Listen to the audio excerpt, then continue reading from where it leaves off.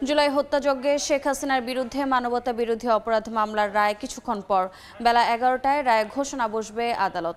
সকালে রাজসাক্ষী সাবেক আইজিপি চৌধুরী আব্দুল্লাহ আল মামুনকে হাজির করা হয়েছে ট্রাইব্যুনালে। ঐতিহাসিক এই রায় ঘোষণা সরাসরি সম্প্রচার করবে বিটিভি ও বার্তা সংস্থা রয়টার্স। এছাড়া ট্রাইব্যুনালের ফেসবুক পেজ থেকেও সরাসরি দেখানো হবে। পাশাপাশি ঢাকার 10টি পয়েন্টে দেখা যাবে বড় পর্দায়।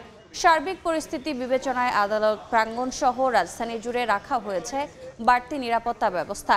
এদিকে শেখ হাসিনা ও আসাদুজ্জামান খান কামালের খালাস পাওয়ার আশা করছেন রাষ্ট্রনিযুক্ত আইনজীবী আমির হোসেন।